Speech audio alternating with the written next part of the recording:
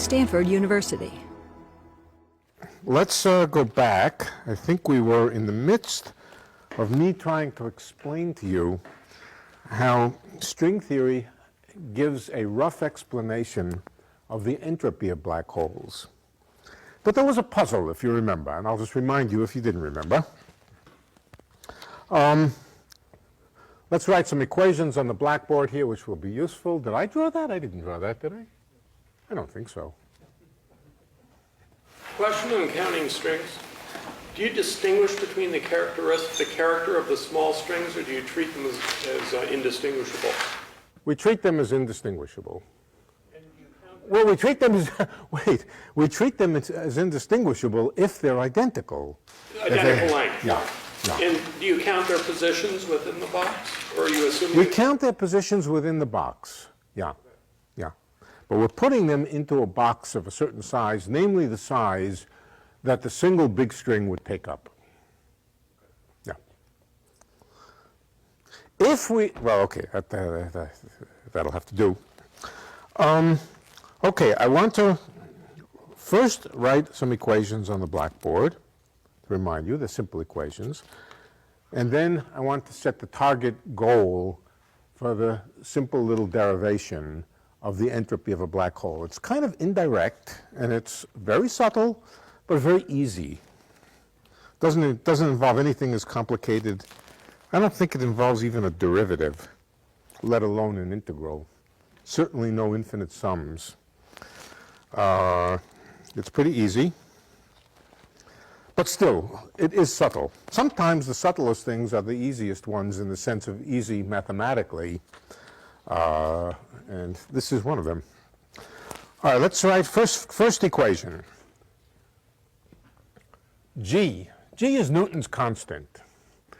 We're going to work in units in which C equals h bar equals 1. I'm not going to set Newton's constant equal to 1. We'll leave that floating. All right? So C is 1 because, why is C 1?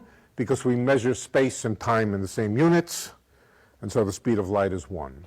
Planck's constant being equal to 1, that's something that's permissible to do, and it's just units in which the uncertainty principle says that the product of the uncertainty of position times the uncertainty of momentum is equal to 1 unit of something, namely 1 unit of action, but C equals h bar equals 1.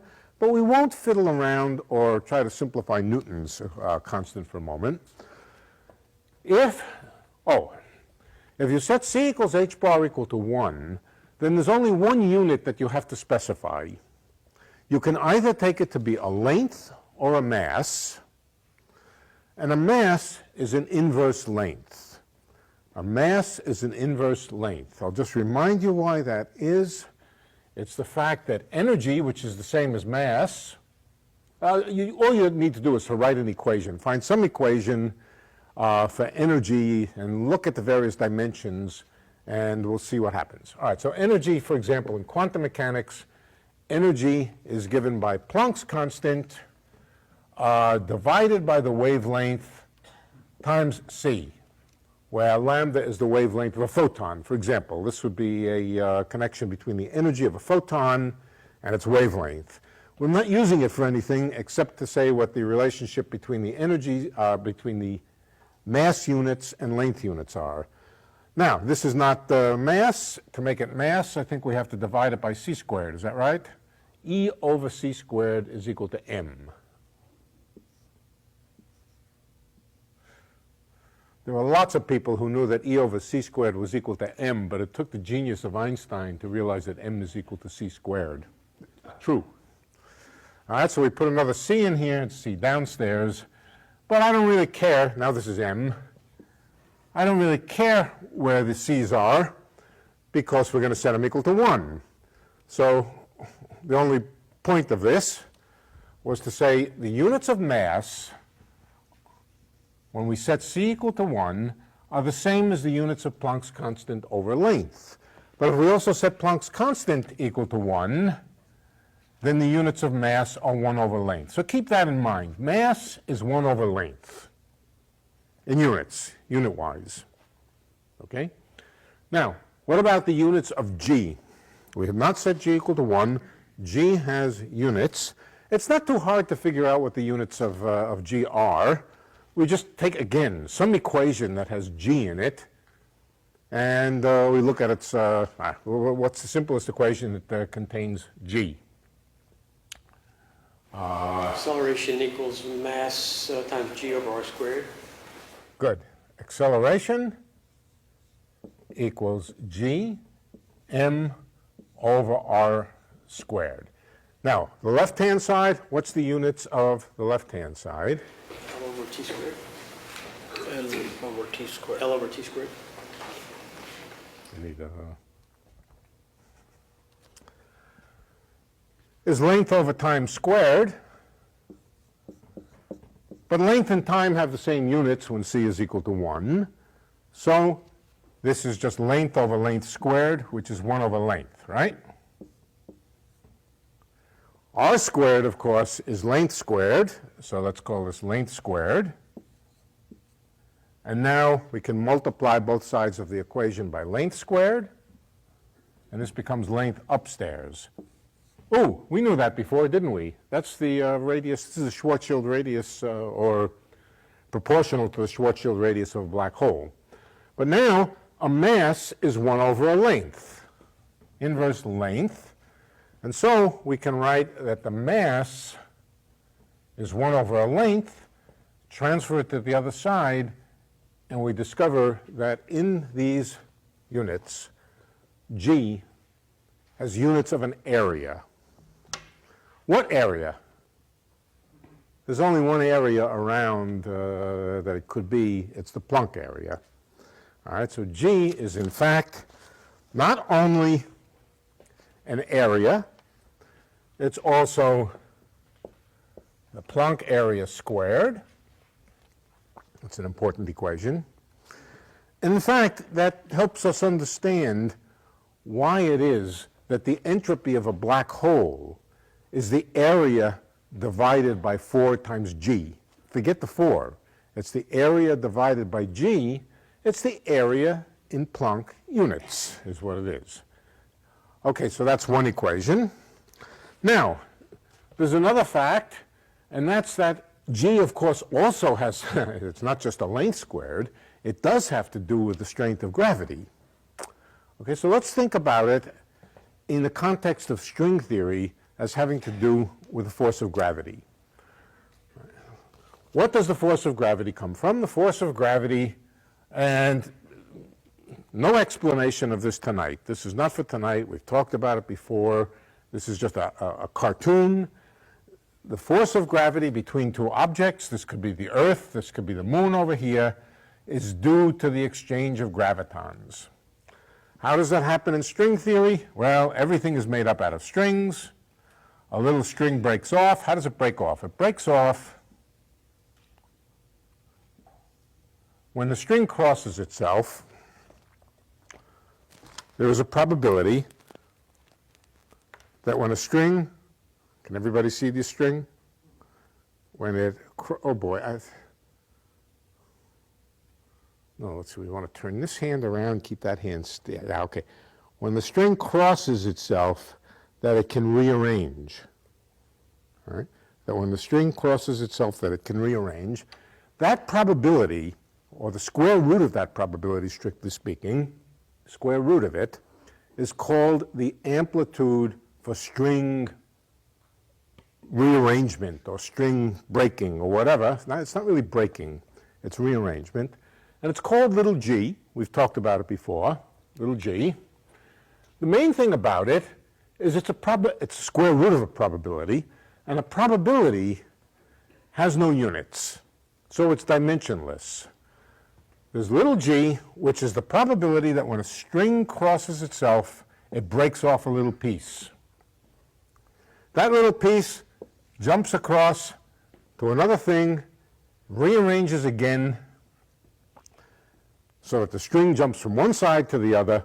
That, in string theory, is the Feynman diagram, or the analog of the Feynman diagram, which has to do with the forces between the two sides. And the important thing is that it's proportional to 2 powers of this g. One to emit the little string and 1 to absorb the little string. That tells us the force of gravity is proportional to little g squared. All right, so what it must tell us then is that little g squared must be proportional to Newton's constant. Newton's constant is the strength of gravity. Little g is the probability for string breaking. But this can't be right. The left-hand side is dimensionless, has no dimensions, it's just a probability. The right-hand side has units of area. So there has to be something else in here to make up the units, to give you an area on the left side. What is that? That has to do with the fundamental length scale of string theory. It's not the Planck length. It's the fundamental length scale of string theory. It is basically, if you look at a long wiggly string, you'll discover inevitably it consists of little wiggles at random walks, but it has little wiggles, and it's basically the size of the little wiggles. Basic size of the little wiggles, and it's called L string. We've talked about it before, but I'm just reminding you. It's the only other variable around in the problem. This is L Planck squared. This side is string theory. This side is gravity. Gravity tells us that this side is L Planck squared. The only sensible equation that I can write that only contains things that have to do with string theory on this side is to say that this is g squared times L string squared. And that's the correct equation. That is the correct equation, that the Planck length squared, which is the same as big G, is little g squared times L string squared. Now just think about what that means. That means that if little g were tiny, a tiny number, gravity would be very weak, and what it would tell us is that the Planck length was much, much smaller than the string length. So in fact, this g, this little g which appears here, can also be thought of as having to do with the relative size of the Planck length scale, the length scale that has to do with gravity, and the string length scale. In fact, we can even take the square root of this equation. Let's do so. It says that L Planck is g times L string. Okay, so that's another equation I want to write down here. L Planck is equal to g times L string. What other equations do we need? All right, next equation. Just make a list of them before we try to use them and before we try to derive anything. Next equation, the entropy of a string. The entropy of a string S. Now remember, entropy basically counts the number of decisions, yes, no, or up, down, or left, right decisions that you have to make to describe a system. Let's just leave it at that. It's the number of primitive binary, doesn't matter what's binary, it could be trinary, or quadrinary, or some small number of decisions that you have to make to specify a configuration. I gave you a little example of a model for string theory, and it's a reasonably good model for string theory.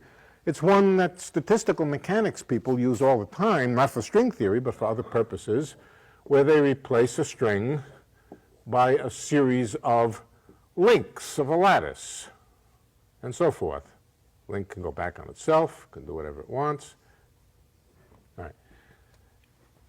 Depending on the number of dimensions of space, let's just be simple and think about 2 dimensions of space for simplicity. Then the string, whenever it gets to a new vertex, has a choice that it can make of moving further in any of 4 directions. All right, so it's not binary. It's each decision requires two binary decisions. The binary decisions could, well, if you have four possibilities, that's equivalent to two heads, tails kind of decisions. Let's not worry about the difference between 4 and 2. The number of elementary decisions to describe the configuration of the string is clearly proportional to its length. So the entropy of a string, the number of decisions, is going to be proportional to the length of the string. Let me not write it that way. Let me write it not L, but not the string length, but the length of the string. Let's just call it L. And, but that's not a consistent equation. Why not? Entropy is dimensionless. Entropy has no units. At least in modern statistical mechanics, where we're familiar with the idea that entropy is really energy. No, entropy is not, temperature is energy. Entropy has no units. Length has units, so this equation can't be right. The problem with the equation is it's not telling us how long each one of these little excursions is. We're talking roughly about a random walk, and in order to talk about a random walk, you have to talk about the size scale of the individual steps of the random walk. These are the steps of the random walk, and guess what? The size of the steps of a random walk for a string is L string. So the natural thing is to count up how many wiggles are there, or how many steps are there. That's going to be the length of the string divided by L string. Right? That's the entropy of a string. Now notice, it's length divided by L string. I'm going to write another equation for it in a minute. What about everybody knows, I assume, the convention that S is entropy. I'll write it just to remind you, entropy. Okay, what about the mass of the string? Well, the mass of the string is also clearly proportional to its length. It's just the mass of the sum of the little bits. Now that's a mild oversimplification, but not much. In the end, it's true. You might ask, what happened to the kinetic energy of the motion of the string? Well, it's not too hard to prove, in using a little bit of statistical mechanics, that the kinetic energy plus the potential is essentially equal to the potential energy. It is a correct statement in the end that the mass of the string is just the sum of the masses or for each one of the little segments. Okay. But what's the mass of a segment? That leaves us with the question of what is the mass of a segment? What is the mass of the most primitive, basic little piece of string? Let's call it M. There's a bit of an ambiguity. I'm going to write M string, but I don't mean the mass of the whole big string. I mean the mass of the little bit of elementary string. Is that of length LS? It's of length of LS. It's of length LS. And now all we have to remember is that mass units are the same as inverse length units. Mass units are the same as inverse length units. And the only possible equation that we can write down for this is that it's equal to 1 divided by the string length scale. So whatever the string length scale is associated with it, the smaller it is, the bigger the mass scale. So if the basic unit of length for a string is 10 to the minus 6 zillion centimeters, then the mass of a little bit of string is going to be 10 to the plus 6 zillion something or others. All right, so the smaller the string length, the bigger the mass scale. And now we can write down the answer. The mass of the string, the total mass of the string, is equal to the number of little segments. How many little segments? the number of little segments is L divided by L string times the mass of each little segment. And that gives us another L string downstairs. We can, this is the mass of the big string. Let's call this the mass, big M stands for the whole thing. Now we can manipulate these equations in various ways.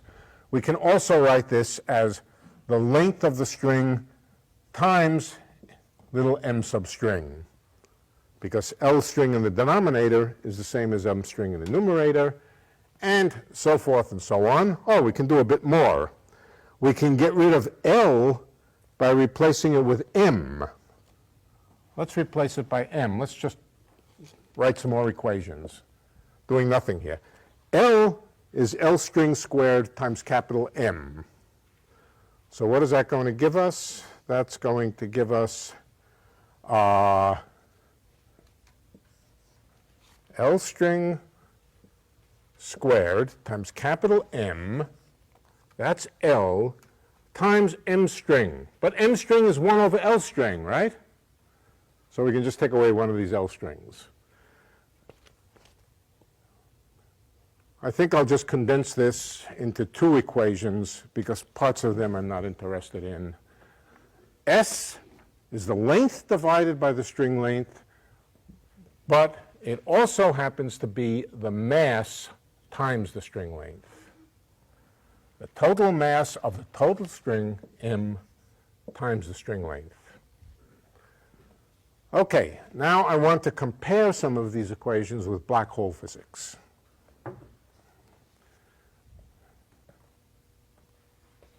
I don't think I need this. Write it down. I may need it again, but I don't think so. But maybe I will, maybe I won't. This is string theory, if you like. Right? I should have headed the column here, string theory.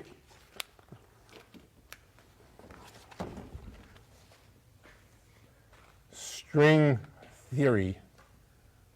Okay, now let's put over here black hole theory, which we could also call gravitational theory or general relativity, but a little more than general relativity. General relativity plus Hawking and Bekenstein, who taught us about the entropy of black holes. All right, so here we put black hole physics. This, of course, is part of it, but I'm mainly interested in the entropy of a black hole. The entropy of the black hole, according to Bekenstein, is equal to the area of the horizon, A, divided by either L Planck squared, let's write it as L Planck squared, or capital G, either one, and they're the same thing, so I'm not cheating you or anything. Area, and there's a numerical coefficient. Do you remember what the numerical coefficient was? 4. We're never going to be able to calculate that 4. It's too hard. But this is the scaling. This is the parametric behavior of it. The area divided by L Planck squared.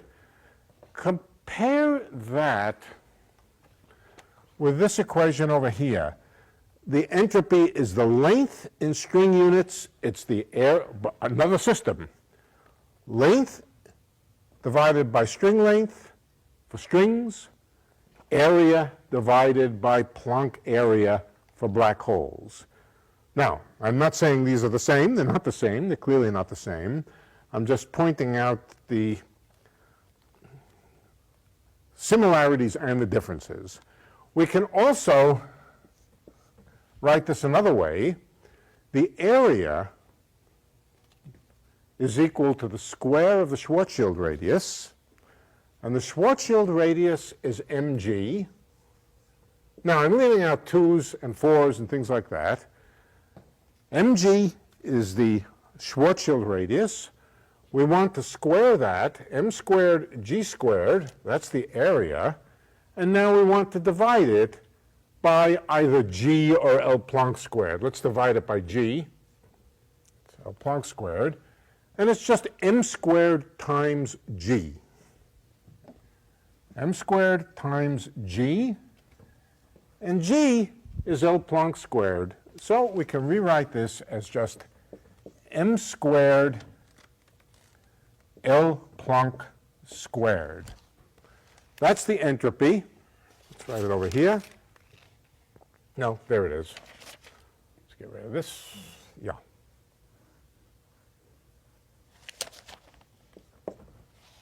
All right, so again, there's a similarity and a difference. The similarity is mass, some power of mass, sometimes some power of Planck length being different and similar to some power of mass times some power of string length. Okay, so I'm going to write it over here, equals m squared L Planck squared. What, if anything, is the connection between these formulas? Is there any connection? Are they in any way the same? Clearly they're not the same. If a string is a black hole, and a black hole is a string, and what else could a black hole be in string theory but a string? There isn't nothing in string theory except strings. So if a black hole is a string, it would stand to reason that it should satisfy some rules of string theory. And you might think this is the right formula. But this is missing something important. It's missing the strong interactions between the parts of the string, namely the gravitational interactions between it, which have an effect of squeezing the string together. We haven't accounted for that. We haven't accounted. It's almost like pretending. The mistake we're making is something like this. If we wanted to calculate the properties of a star of a given mass and a given temperature, we might take that amount of mass and put it in a box about as big as a star, that amount of particles. No, put them in a box. Don't put them in a box as big put them in a box bigger than the size of the star, and heat the box up to the temperature of the star. Would that be a good description of the star? No, it wouldn't be a good description of the star. It would leave out one important thing, the gravitational forces between the parts of the star, which pull it together, make the size of the box smaller than it would be for the same gas at the same temperature, or the same entropy, and so forth, and in fact, change the relationship between entropy and energy. It changes the relationship between entropy and energy because it changes the energy of the star. In fact, the energy of the star is less than it would be if it wasn't for gravity. It's less than it would be because the forces pulling it together are attractive, and the pulling it together lowers the energy. So you have to account for that. We have to account for the complicated physics of what pulls the string together and turns it into this tiny, tiny little nugget of a black hole. And of course, actually following that is difficult. Yeah. Yeah, just to combine the two blackboards together, if you have a string with big L over L sub S links, and then you said if a little piece of it breaks off, then the entropy is less, for the total entropy of the system. It would be less of a little. I didn't say that, but did I say that? No. So that's what this, where you had one big string and then three little. Yeah. If you broke it up into pieces in the same volume, the entropy would be less. So you have a big string and then a little chunk sort of goes off, and that's called a graviton. It does lower the entropy a little bit. So that's my question is, It does.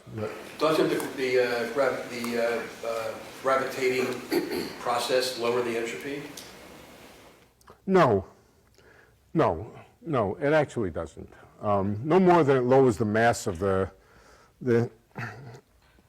particles which jump back and forth between the virtual particles which jump back and forth between the sun and the earth form a kind of equilibrium, and the equilibrium neither increases nor decreases the mass of the sun in itself. So when the graviton gets absorbed, it makes the string bigger and that can't. Yeah, but then another one jumps the other way.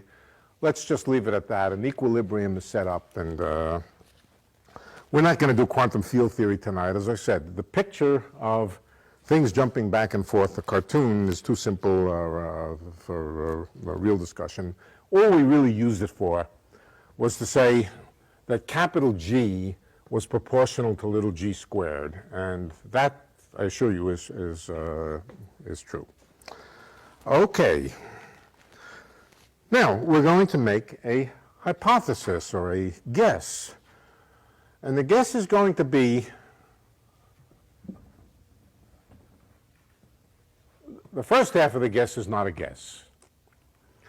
If you take a string, and in particular, you take a string under the circumstance that little g is so small, imagine that little g starts out essentially 0, no probability at all for it to split and join. That's the same as turning off the strength of gravity. Letting little g be arbitrarily small, let's say 0, is the same as turning off gravity altogether.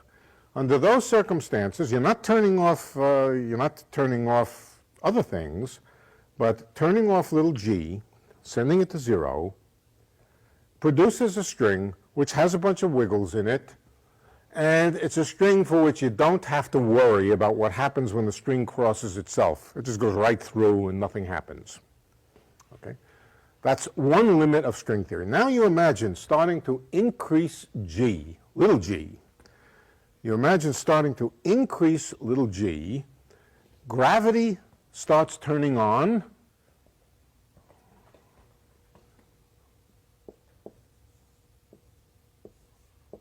we're keeping L string fixed. The thing we're keeping, you always ask, what is he keeping fixed? I'm keeping L string fixed, the size of these wiggles, and now I start turning on little g. The Newton constant starts getting bigger, gravity starts becoming important for this object, and eventually does the same thing to it that gravity would do to the star. Make gravity strong enough and the star will turn into a black hole. Now, the interesting thing about string theory is little g is a quantity which can change in string theory. You can imagine a dial which turns it. It's a variable in the theory. We're not going to get deeply into that, but it is meaningful in string theory to change little g. This is what happens to a big blob of highly excited string as you increase g. It pulls the string together and eventually turns it into a black hole.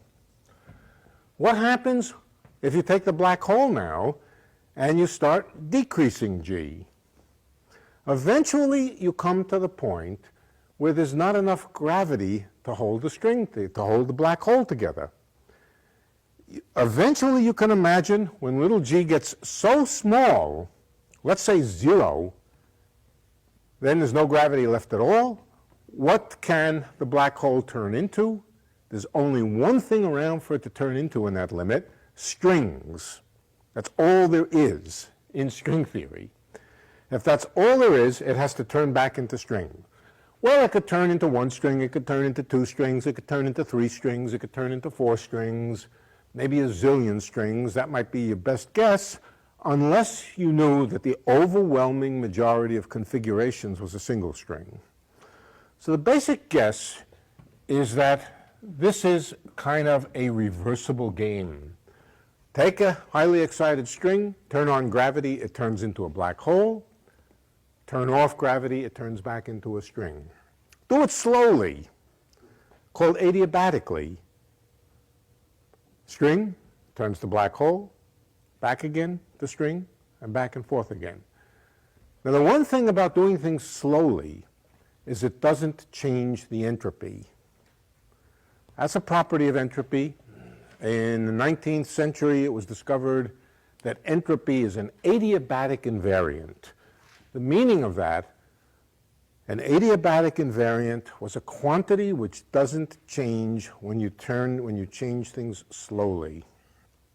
It was the notion of an adiabatic invariant, and it was noticed in various contexts that entropy was an adiabatic invariant if you vary things slowly. So here's the game we're going to try to play. We're going to try to say, look, let's start with a black hole. Let's take, this is our target black hole over here. It has mass, let's give it capital M for big mass. It has mass m, and let's call it m naught. Just to indicate the naught is just indicating it's the one that we're interested in. And there is a coupling constant g naught so that gravity is strong enough to hold it together into a black hole. It's an m naught and a g naught such that it is a black hole. And now somebody comes along and starts turning the dial, the g dial, starts decreasing g, decreases g so much that gravity effectively turns off. What happens to the black hole, incidentally, when you start turning off gravity? When you start decreasing the strength of gravity? Does it grow? Does it shrink? It grows. It grows, because after all, if you turn gravity on, it shrinks. Right. It starts growing, and at some point, it turns back into a string. We're going to guess at what point that happens. We're going to make two guesses. They're not really guesses. They're some things we could, with a little bit of mathematics, we could confirm. We're going to treat them as intuitive guesses. All right. The first thing has to do with the entropy of a black hole. I'm not going to use this formula, because that's the formula I'm going to try to prove. This is the target is to prove this formula, that the entropy of a black hole is m squared L Planck squared, using the fact that the entropy of a string is m times L string. That's what we're going to try to do. Use this fact to prove this fact. Now, these equations can't possibly, you can't take these equations, start plugging them in, and go from here to here. It's the wrong idea. And we'll see why. Okay, so that's the goal, to prove this, using this, and using this idea that we can go back and forth from strings to black holes by turning on and off the coupling constant. Let's start with the entropy of a black hole. Now, here's the formula.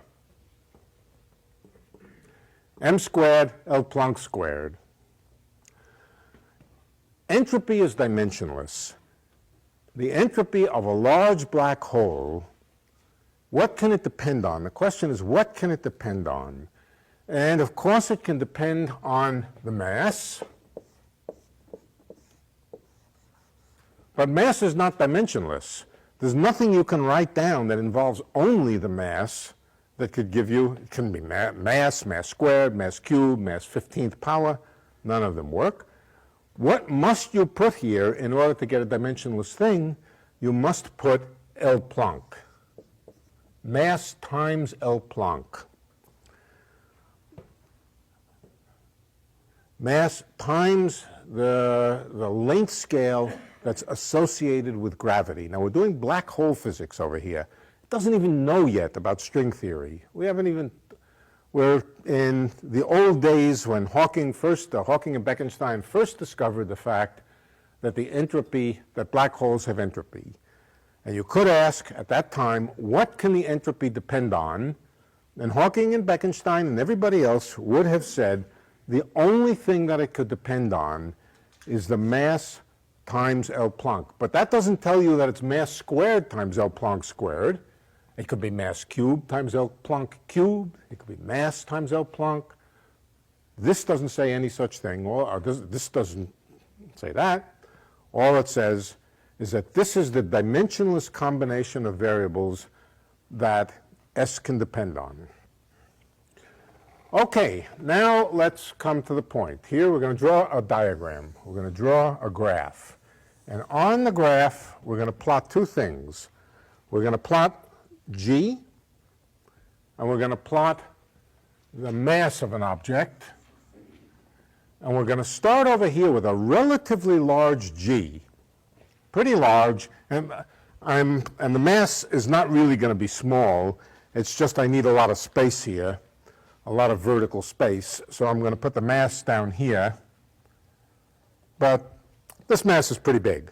This mass is pretty big. Pretty big could mean as solar mass, okay? Whatever mass you like for a black hole. And G is also pretty big. So the mass is big, G is big, it's a black hole. There's no question it's a black hole. Okay?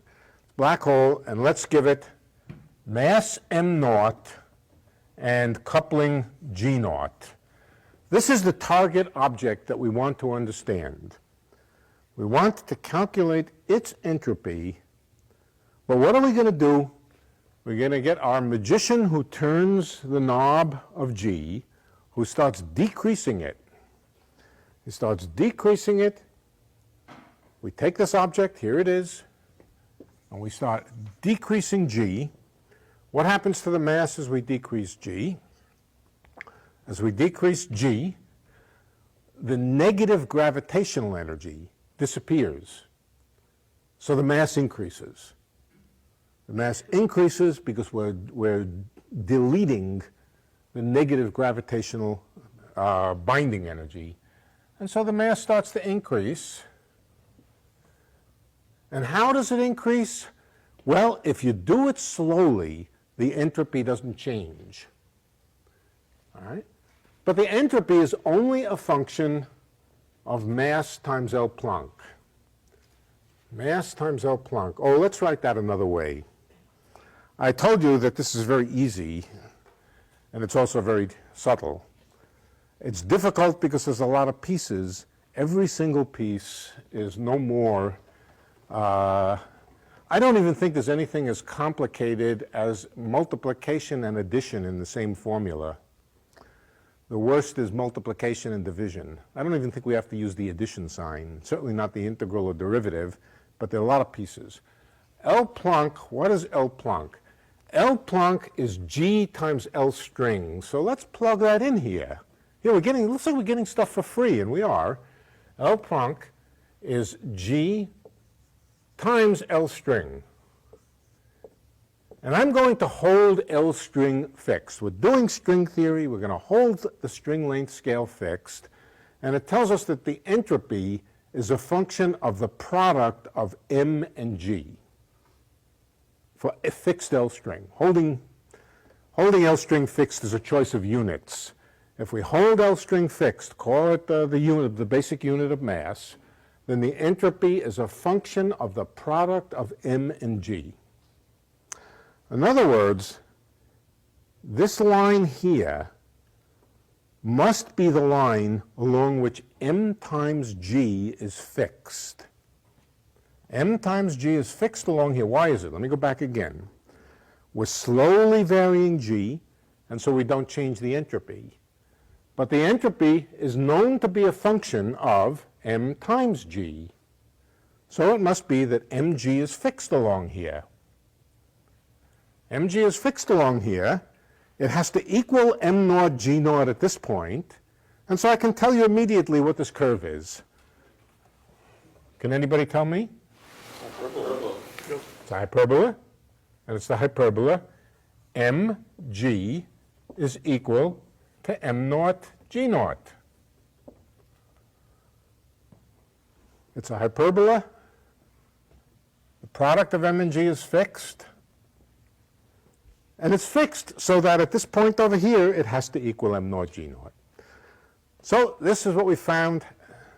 What we find, what would be called in statistical mechanics, we found the isentropic line, the line in the parameter space where the entropy is fixed, or the adiabat. It's sometimes called the adiabat, the line along which entropy is fixed. All right, that's the first part of the cat. Now, the second part is to know where we go from black hole to string. Where does this black hole suddenly change its character and turn into a ball of string that we can analyze using string theory and not have to worry about gravity? And I'll tell you where it happens. It happens, imagine, it happens at the point where the Schwarzschild radius of the object gets smaller than the string length scale. Here's the idea. As you start decreasing the coupling constant, the compactified string that's rammed onto this small black hole starts to expand. It starts to expand.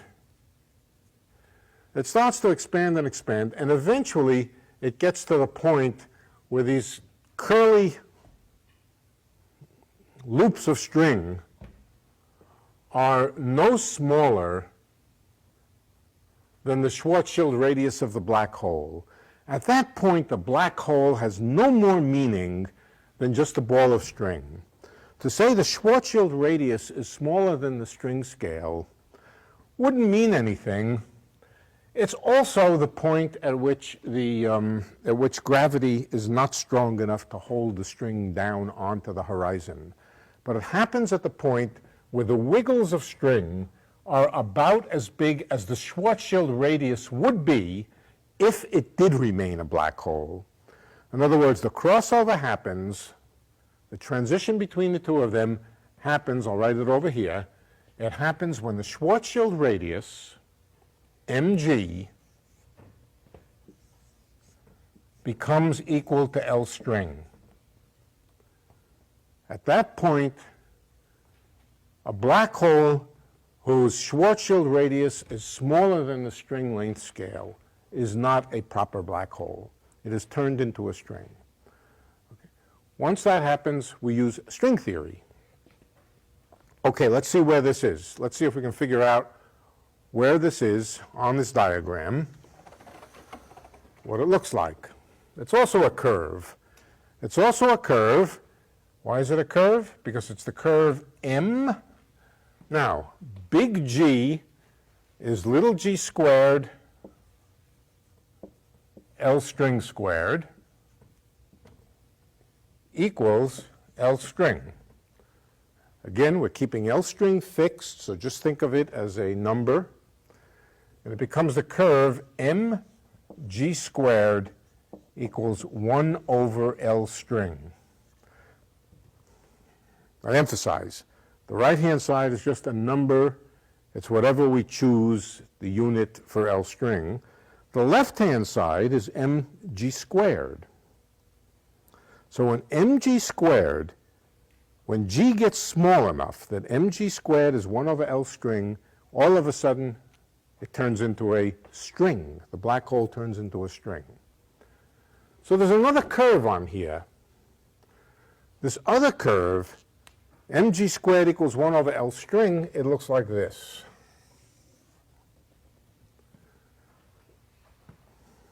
Let's see, do I have it right? Yeah. Yeah, we could write it this way.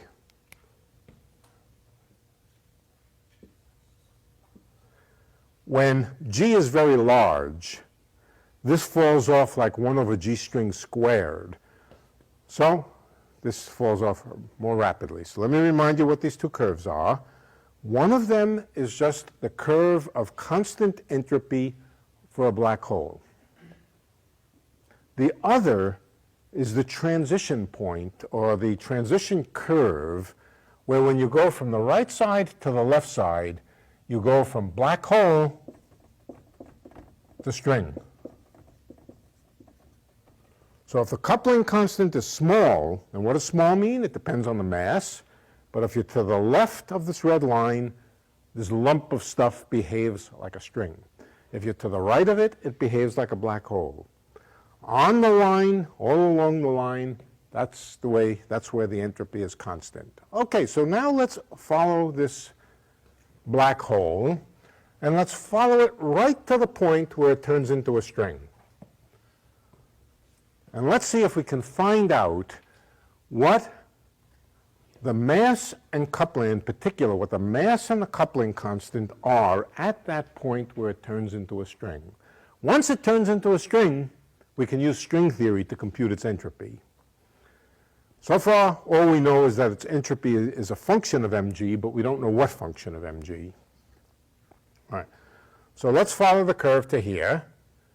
There are two functions, there are two things. One of them, let's write down both equations. Let's write down the equations for the two curves which intersect at that point. One of them is mg equals m naught g naught. And just to remind you again, m naught g naught is the target object that we're trying to understand. And we're playing a little game which is changing it, but let's see what we find. That's one equation for the black line.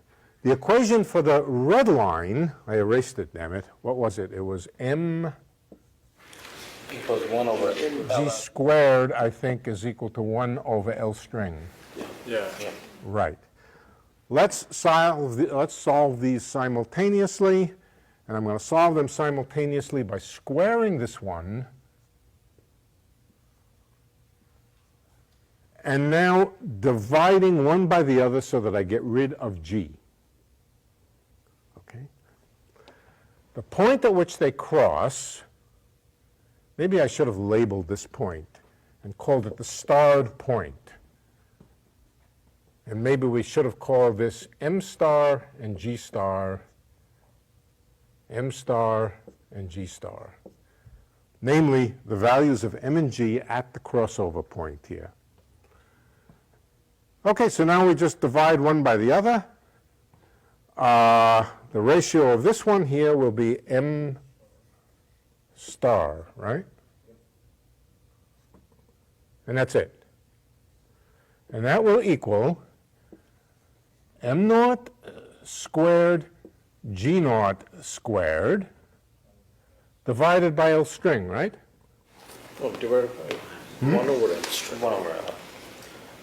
Divided by 1 over L string. For times LS. Dividing, right. So times multiply L. by L string. Yeah, this one has to be LS over here. It better be because it's, No, No, the other is. it's on the other side, yeah.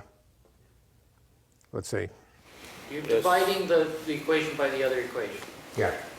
You're dividing by 1 over LS, which is like multiplying. Okay, 1 over LS, here it is, right? No. No, Why no, not? LS is on top. Upstairs. Yes. LS, good. Now I think we have it right. Yeah? Okay. Let me multiply both sides of it by L string. And then we get m naught squared, g naught squared, L string squared is equal to m star L string. What is g naught squared times L string squared? G. Capital G at this point, at the target point. It's capital G at the point where we were trying to investigate the object. So we can write this equation as m naught squared times, let's just call it g naught, whatever the Newton constant was at this point over here. And here is where we want to be. Moving on here was just a trick. But what we find is that it's m star, namely this point over here, times L string. What is this over here? M star, L string times M star. That's entropy, which doesn't change. That's the entropy, which doesn't change. So this is, where's the equation? That's this equation over here. That's the entropy, which doesn't change. It's the entropy at this point, but it's also the entropy over here. So in particular, it's the entropy of interest. So you see, here is the connection between the two sets of ideas. It's not that this object over here can be thought of as a string and you use string theory. You slowly change it until it becomes a string, and then you read off the entropy from the properties of the string at this point. And that relates m naught squared g naught, which is the black hole formula over here someplace,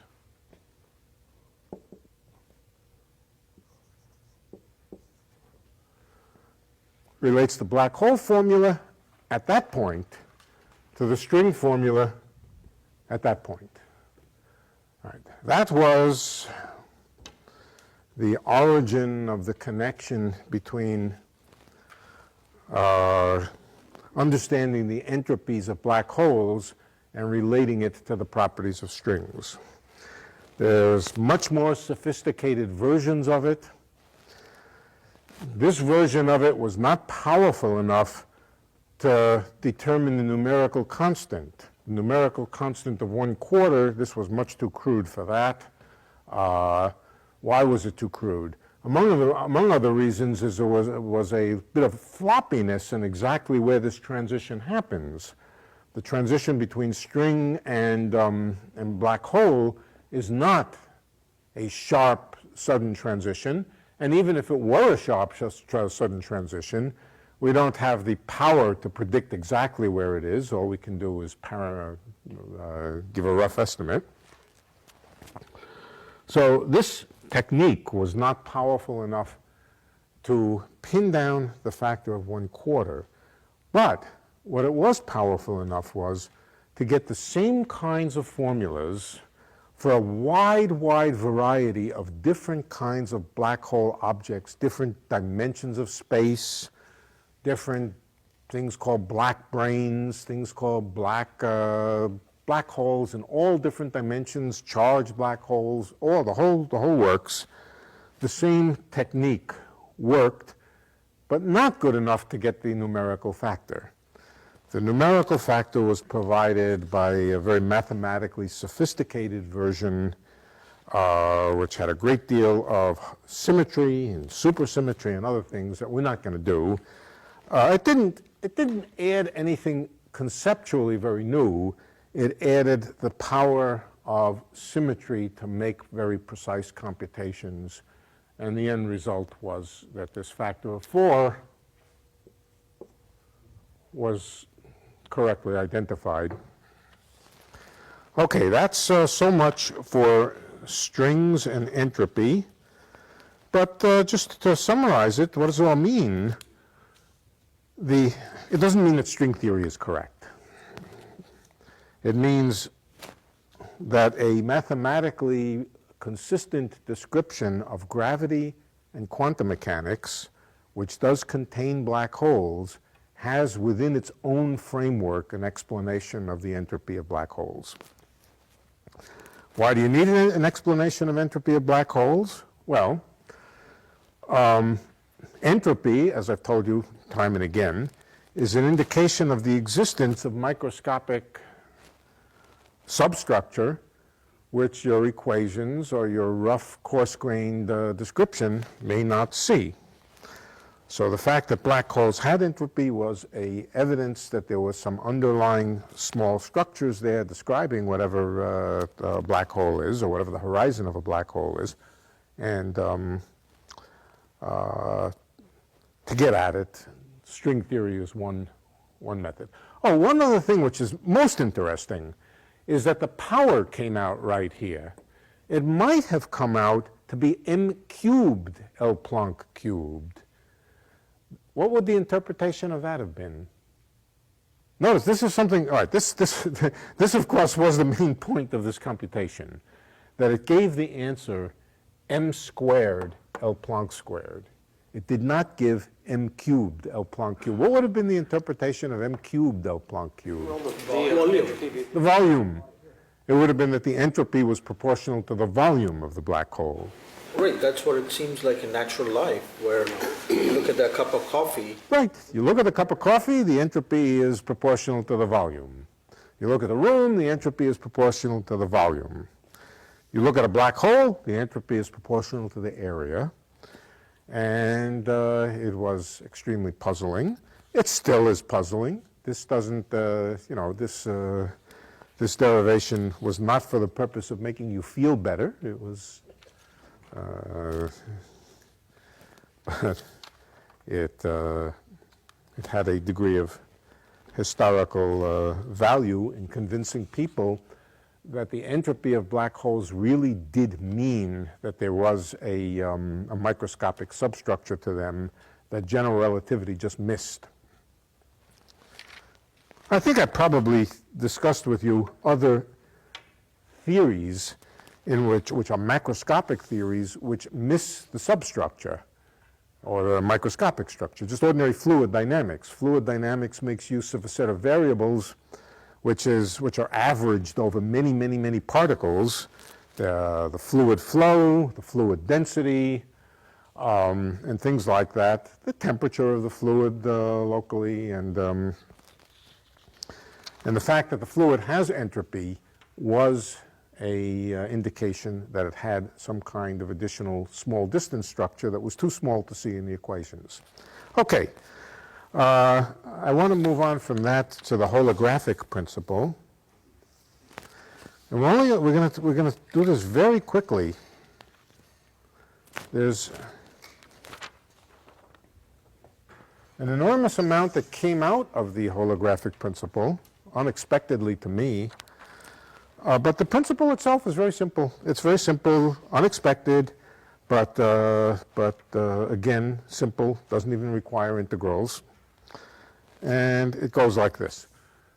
The question now is not what is the entropy of a system. The question is what is the maximum entropy that a system can have? The maximum, the notion of maximum entropy. Now, for many systems, the maximum entropy is infinite. For many mathematical systems that we think about in mathematical physics, you can have arbitrary amounts of entropy. But let's simplify, or let's concentrate on a class of systems. There are a class of systems which can be described, I suppose you would describe them as systems that are built out of qubits. A qubit is a yes-no description. It's a bit. It's a bit in the sense of the bits in your computer, except Q stands for quantum bits. All right, but the Q is not the important thing here. We could take this room and we could subdivide it into cells, make a cubic lattice out of it. Let's simplify the discussion and suppose everything in the room was made out of one kind of atom. This, of course, is a false statement. We're made out of lots of different kinds of atoms, but let's simplify it and say we're all made up out of metonium atoms.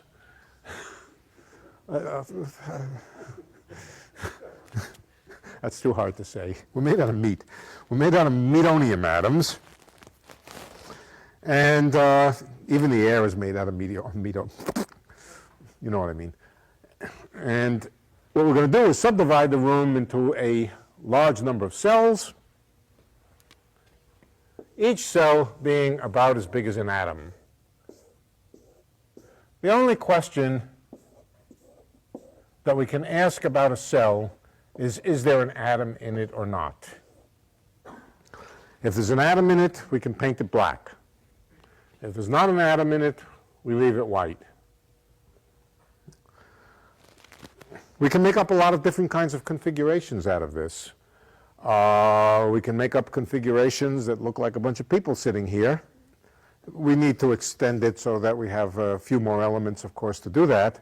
But with this very simple model, we can have a room which is complicated enough to have us sitting here, and in which the only question that you ask about a cell is it filled or is it not filled?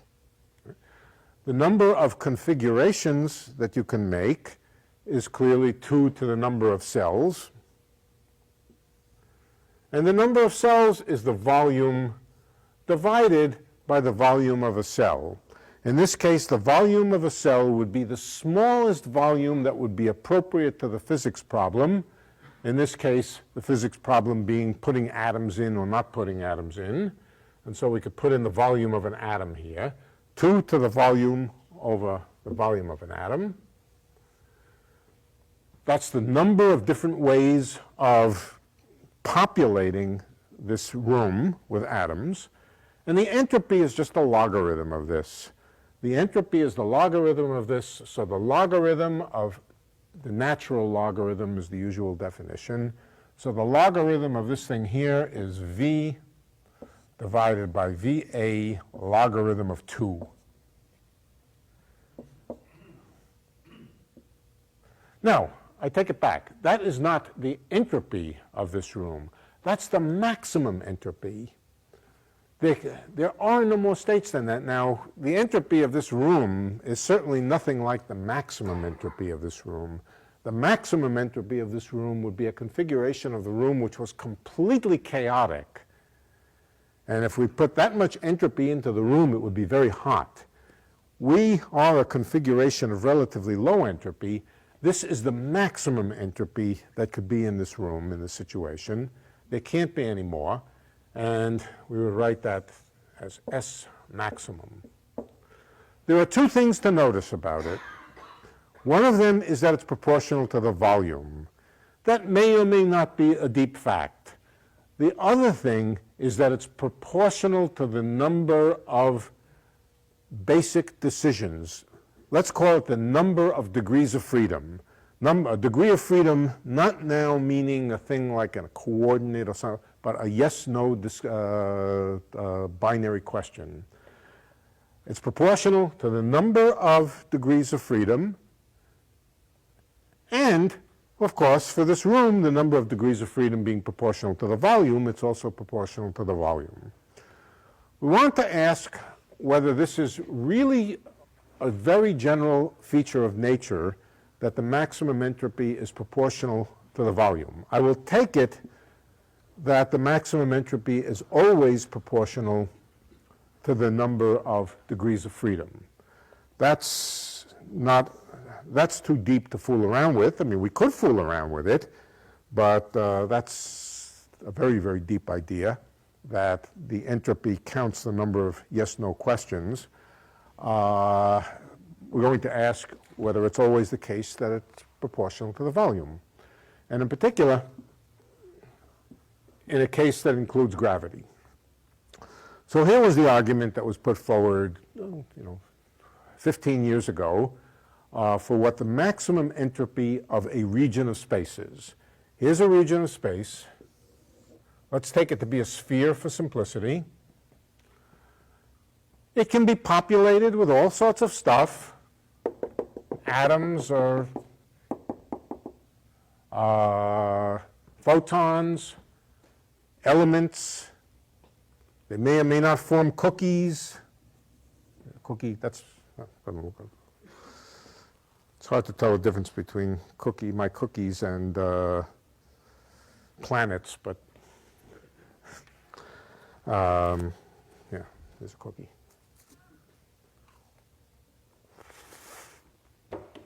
And the question is, how many configurations are there? What's the maximum number of distinct states? Here's the argument. The argument was really, really simple. Suppose there's an entropy in there, S, and a certain amount of energy altogether. Let's call it M. This is the amount of entropy that's in there. It's not the maximum entropy. It is the entropy that's in there, and it's the mass M. Now, I think we're entitled to assume that the mass M is smaller than the mass of a black hole whose horizon would be just that big.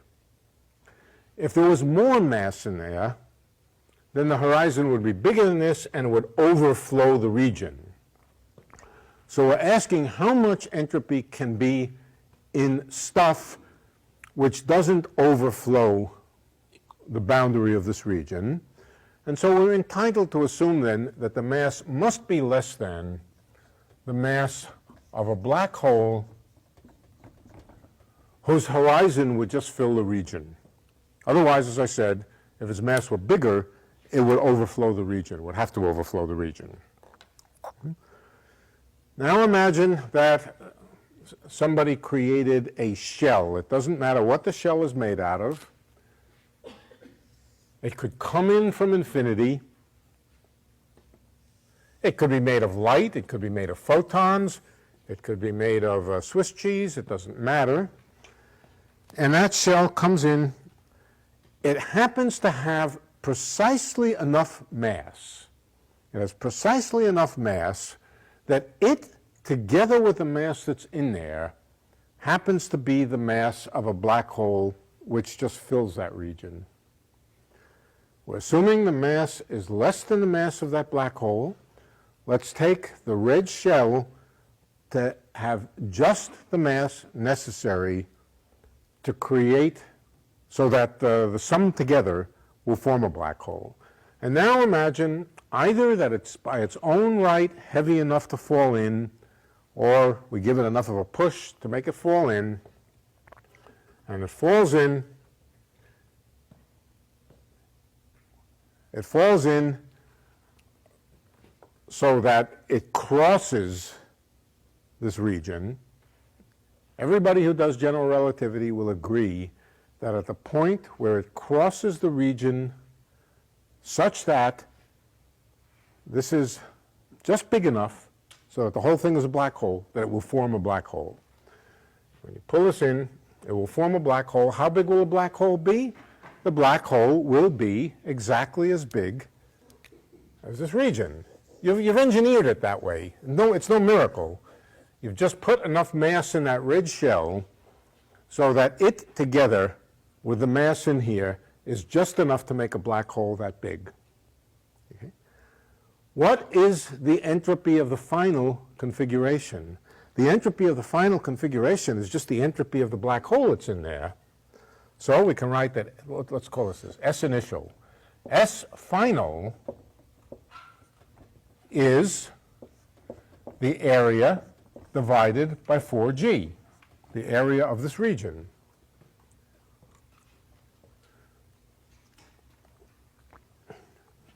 The one thing that we can say by virtue of the second law of thermodynamics is that the final entropy is bigger than the initial entropy. So we've proved the theorem. With almost no work, we proved the theorem, and the theorem says that the entropy in a region of space cannot be bigger than the entropy of a black hole, which would just barely fill the region of space. It cannot, because you could always create a black hole and thereby create an entropy, a final entropy, which would be the area over 4G. We prove in that way that the maximum entropy, S max, the same object we were talking about over here, is equal to the area divided by 4G. This is another way of saying that the number of degrees of freedom of a region of space, that everything that can be described in a region of space is no bigger than the area of the bounding surface of that region measured in Planck units. That's called the holographic principle. It is sometimes, with very, very good reason, stated a little bit differently. It's stated in saying that any region of space can be described by a collection of degrees of freedom. Any region of space can be described by a collection of degrees of freedom which are 1 per Planck area on the boundary of the region. It's called the holographic principle. It was a complete surprise, but it's now an official part of standard physics. I'm not going to do much with it. I'm not going to show you how it's used, what its applications have been. That would just take us too far afield. It has had very interesting applications. But what's most interesting about it is how different it is than people imagined. just to say it again, you would think if you can vary something over here, and you can vary something else over here, and you can vary something else over here, that because of locality, that you can make any combination of variations, and you would think the number of variations that you can make is proportional to the volume. The area of a region measured in Planck units is vastly, vastly smaller. This is not a small difference. The ratio between the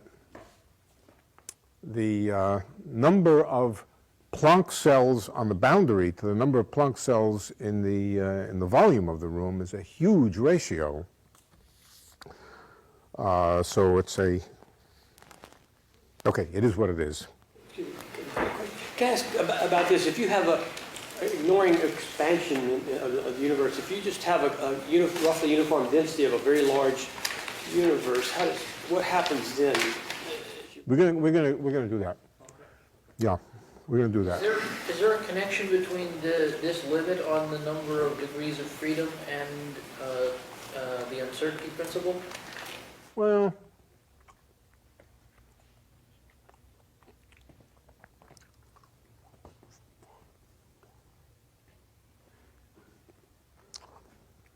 yeah.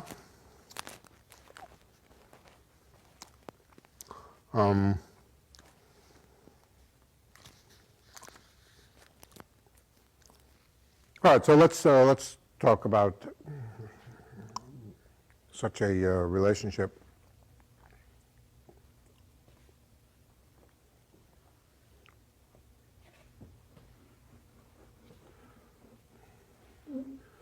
Well, I'm talking about, all right, I think I'll come back to it. It's connected with something called the ultraviolet infrared connection, in which I had intended to talk about, but let's not do it now. For the moment, that's the holographic principle, and that's all we're going to say about it for the moment. We'll come back to it. All right, I want to tell you about horizons in cosmology. There are lots of different kinds of things that people call horizons in cosmology, but I'm really only interested in the ones that are analogous to the horizons of black holes. Event horizons. Event horizons are, by definition, those places which separate from where you can or cannot get a signal from the other side, or you never can get a signal.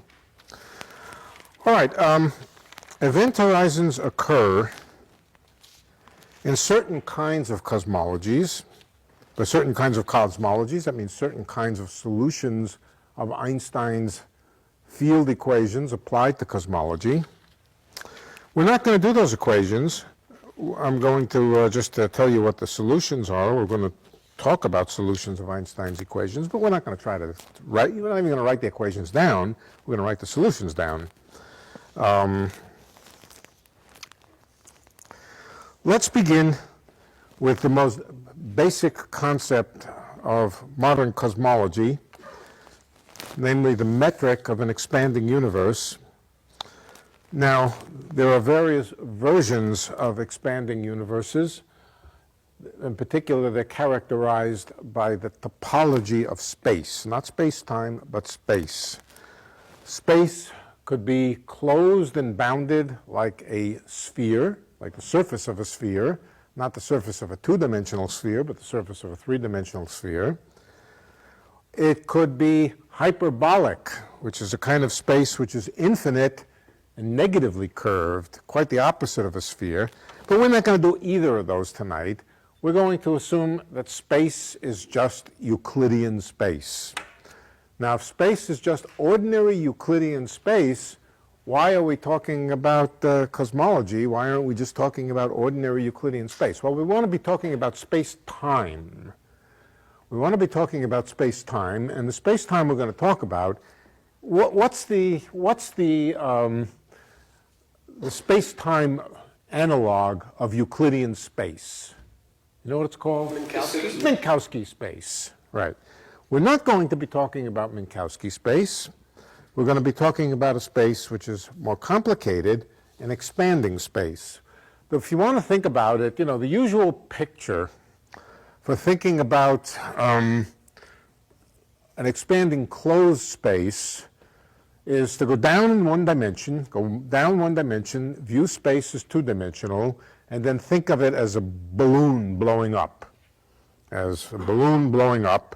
With, on the balloon, little drawings, and those little drawings are galaxies, and as the balloon expands, the galaxies separate from each other. I did once try to show that to a class by getting a big balloon, these big things, and blow it up, but before I did, I had marked it with this stuff, and then blew it up, which this was a bad mistake because it eats through rubber. Boom! Made a big bang in the room. Now, that's not such a good idea for describing cosmology for one simple reason. The rubber molecules get thinned out. And so the properties of space, of a local patch of space, look like they're getting thinner and thinner. I mean, one of the consequences of that is the separation between the molecules eventually exceeds the radius of the molecular forces, and that, of course, is when the balloon breaks, not because I painted it with that stuff, but because the separation between molecules exceeds the forces, the attractive forces. So you have to add a little bit. You have to imagine you have a reservoir of rubber molecules, and as you blow up the balloon and increase its size, every time a space forms where the distance between molecules begins to exceed or get close to the distance characteristic of the molecular forces, add another molecule in. Add it out of your pocket. Keep doing it. And then, of course, you can make the balloon keep growing and growing and growing. So all of cosmology has that aspect to it that it's not that space is just expanding, but in a certain sense it's being replenished. The sense in which it's being replenished is that the properties of a local region of space don't change as the space gets bigger and bigger. Space doesn't get thinned out, whatever the devil that would mean. I'm not sure what it would mean. Good, but we're not going to be doing closed and bounded space. If you wanted to do the kind of space we're talking about, what we want to imagine is an infinite flat sheet of rubber. Well, an infinite flat sheet might be a little bit too extreme. Let's just make it a very big flat sheet. We could imagine 4 people at the corners of the sheet, and they're pulling it out and causing it to uniformly expand with time. So the flat sheet grows. The separation between the molecules increases with time, and we replenish the molecules as it expands. The galaxies which are drawn on this surface separate because the geometry is growing, and it's time dependent.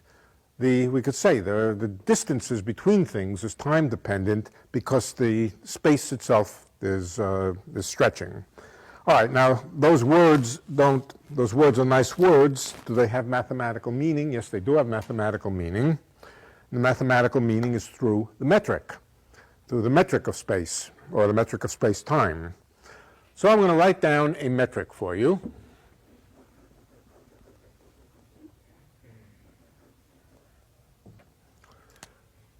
Minus dt squared, this is ds squared, equals minus dt squared. Now, if I were just writing Minkowski space, I would write plus dx squared. And dx squared here stands for dx squared plus dy squared plus dz squared, which I'm not going to write down in general.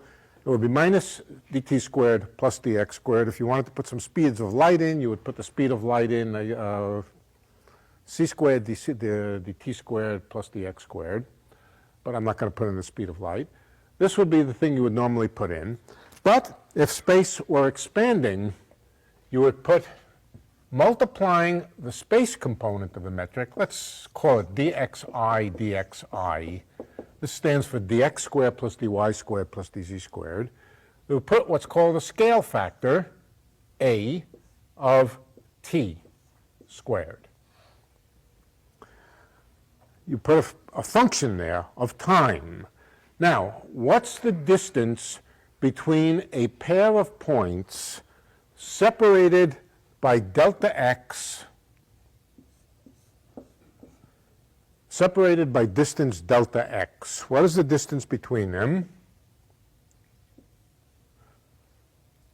Not separated by distance, separated by coordinate interval delta x. The distance between two such points is not just, or the square of the distance. Let's take the square of the distance between the 2 points. It's not delta x squared. It's delta x squared times a squared. The distance between neighboring points is a squared times dx squared. If it happens to be a fairly large interval, it'll be delta x, not dx. But the actual distance between the 2 points, let's call it d, between point 1 and point 2, here's 2 points, 1 and point 2, each one characterized by a definite location on the x-plane. Here's the x-plane, x, y, whatever. Here's 2 points, and they're separated by a coordinate distance. Let's put them along the x-axis, delta x. How far are they really in proper distance? That's what the metric tells you. That's what metrics are for. And the answer is that the d is going to be delta x times a of t.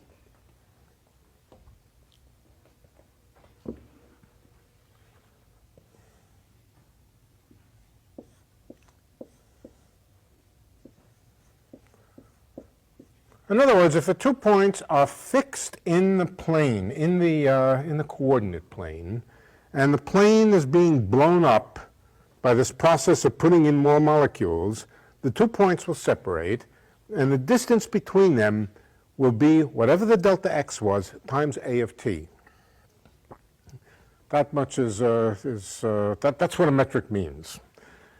All right, so this is not good old Minkowski space where the distance between 2 fixed points in coordinate space stays fixed. It's some kind of expanding version of space. Let's talk about the velocity between those 2 points. The velocity between those 2 points, we're holding the x's fixed. All right, so the 2 points in the plane are fixed. They don't change. What's the velocity between the 2 points? v12. Well, that's just the time derivative of the distance between them, right? That's the time derivative. What's the time derivative of the distance between them? Well, the x's are being kept fixed. So delta x, the difference of the x's are fixed. That's not time dependent. The thing that's time dependent is a. In case I haven't said it, a is called the scale factor. It's the scale factor which is time dependent. That's the thing we differentiate, and so the velocity is delta x times, let's call it a dot, dot standing for time derivative.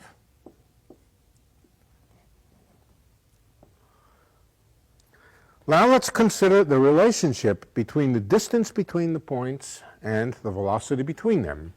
The velocity between the 2 points is given by the distance between the 2 points, but not quite. The velocity has a dot, the distance has a, and so there must be an a dot over a dot of t over a. The velocity has an a dot, the distance has an a, but otherwise they're the same, so velocity is distance times a dot over a. Now a dot over a has a name. It's called the Hubble constant. Right? It's called h. Velocity equals distance times Hubble constant. Why do we call it a constant? Not a of t. If a is a function of time, and a dot can be a function of time, in general the ratio can be a function of time, what do we mean when we say that the Hubble constant is a constant? We don't mean that it's a constant with respect to time. We mean it's a constant that doesn't depend on the pair of points that you chose. For any pair of points at a given instant of time, the relation between velocity and distance between them is common to all pairs of points. And the ratio between velocity and distance is given by a dot over a, which doesn't depend on position but does depend on time. So the Hubble constant is kind of a little bit of a misnomer. It's certainly not constant with respect to time in general, but it is independent of the pair of points that you're talking about. This, of course, is Hubble's law of expansion, velocity. It's amazing that that wasn't discovered earlier by a theorist in particular who was just thinking about this. And it wound up getting discovered by looking through telescopes. In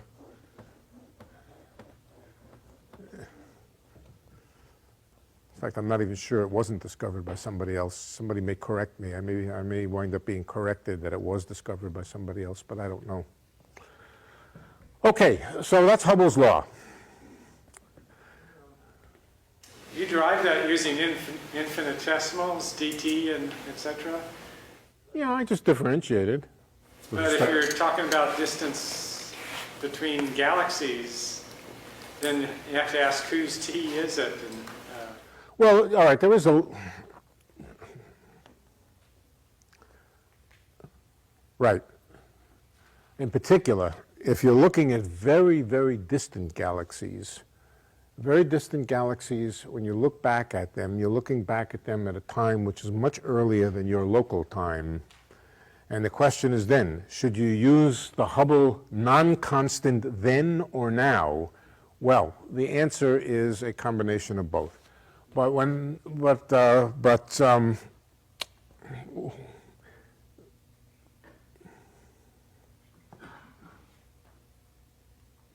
This equation is at an instant of time.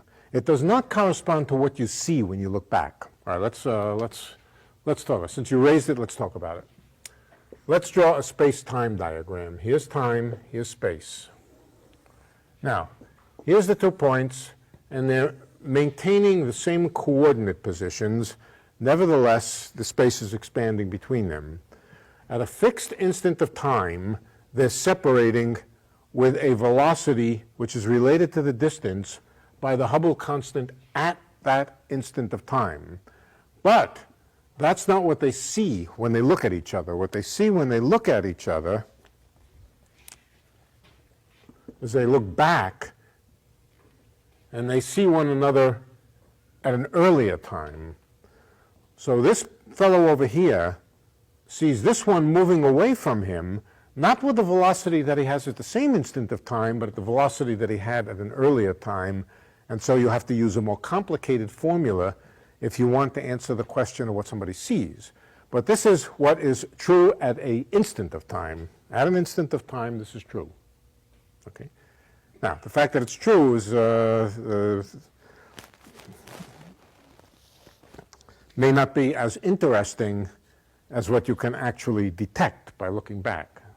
But nevertheless, this is the correct formula. Okay, now, can the Hubble constant be constant? Is it something that is capable of really just being a number and not changing with time? Let's ask what it says. Oh, no, before we do, let's do something else. Let's do something else. If this is true, that at any given instant of time, that the velocity is the distance times the Hubble constant, and space is infinite in every direction and so forth, then there is a distance scale which is large enough that things are moving away from you with the speed of light. In fact, there's a distance which is large enough that they're moving away from you with 10 times the speed of light. This is not a mistake. This is a true statement that in cosmology, in an expanding universe like this, 2 points, 2 material points, can be moving away from each other with greater than the speed of light. They can't pass each other with greater than the speed of light. If something goes by you It can't go by you faster than the speed of light. But two things sufficiently far apart can, and the relationship then between the Hubble constant and the distance scale, in order that you are at the speed of light, you would just get by putting in c here. C equals distance times h. And what it tells you, c meaning the speed of light, not some arbitrary constant. Let's set the speed of light to 1, as we usually do. And then it would say at a distance equal to 1 over the Hubble constant at that instant of time, things in fact are moving away from you at the speed of light. Now, in most instances, in most cosmologies, I don't mean most cosmologies that we use today, I mean in most cosmologies that were studied in the past, the Hubble constant decreased with time. The Hubble constant decreased with time. As time went on, the Hubble constant got smaller and smaller, which meant that the distance out to where things are moving with the speed of light relative to you gets larger and larger with time. You might think if there's a galaxy out there which is moving away from you with the speed of light or a little more, that you can never see it.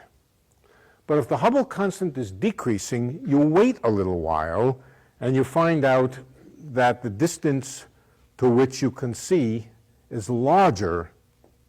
In other words, the distance to where things are moving with the speed of light is larger. And so in most cosmologies, older cosmologies, it was the case that, that there was no bound on what you could eventually see. The Hubble constant would get smaller and smaller and smaller, so the distance out to where the things were moving with the speed of light would get larger and larger, and you would eventually see them. Modern cosmology, that's not the case. Modern cosmology, the Hubble constant, or the ultimate Hubble constant, the ultimate Hubble constant, meaning ultimate in the future, appears as if it's becoming constant, truly constant, constant with time. That's an observational fact. I'm not going to tell you how, we're not getting into observational cosmology here. But there is good evidence that we live, very strong evidence, that we live in a universe where the Hubble constant is tending to a constant, a true constant. So let's investigate the consequences of a universe in which the Hubble constant is constant and ask what it's like. Okay. If it is the case that the Hubble constant is a constant, then there is some universal distance out to which, when you look out that distance, things will be moving relative to you with the speed of light, and that distance won't change with time. All right, so let's investigate that possibility. What does it say? What does it mathematically say? We're just going to spend a couple of minutes out tonight and then continue next time. What it says, the Hubble constant is a dot over a. A dot of t over a of t equals h, and that's constant now. Now h is just a numerical constant. It has some units. What are its units? 1 over time. 1 over time, right? Right. So when you specify the Hubble constant, you are specifying a time scale. In our universe, the relevant time scale is about 15 billion years. All right, so the Hubble constant is a very small number, but nevertheless, it appears to be constant. Let's take it to be constant. That says, let's rewrite this equation. It says dA by dt is equal to h times a. Another way of saying that is that the rate of change of something is proportional to the thing itself. And what is the solution of an equation like that? Exponential. Exponential. A equals a at some fixed time, doesn't matter what time, we don't, it's not even important, times e to the ht. The scale factor increases exponentially. The distance between pairs of points increases exponentially.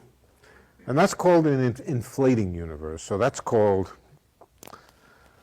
a space with this property. A space with this property with A being of the form E 2ht, why did I put a 2 there? It's squared. Because it's squared. A is e to the ht, a squared is e to the 2ht. This space has a name, it's called a de Sitter space. De Sitter space, through the mathematical astronomer physicist who first discovered it, de Sitter. Willem de Sitter? Dutchman.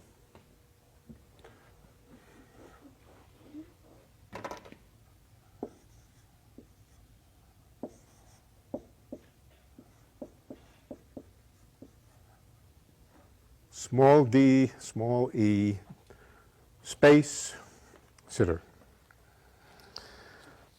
And exponentially expanding. All right, I think we're gonna stop now.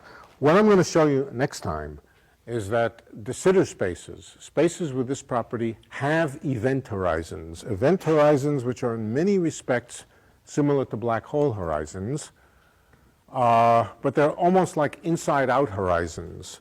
When you think about a black hole, being outside the black hole and looking at the horizon, you see a region where things on the inside are moving away from you faster than the speed of light, roughly. That's why they can't get out. The horizon of de Sitter space is quite the opposite. It's exactly the opposite. A region out there at a large enough distance where things are moving away from you with the speed of light. You're kind of on the inside of it, and things are moving away from you with the speed of light forever and ever. You're not going to, and you will never catch up with them. Passing through that horizon out there where things are moving with the speed of light, that's as very similar to passing into the horizon of a black hole. The only difference is, as far as we know, de Sitter space does not evaporate like a black hole does. So we'll talk about de Sitter space, we'll talk about its horizon, and we'll talk about why it creates a lot of confusion and interest in modern cosmology. For more, please visit us at stanford.edu.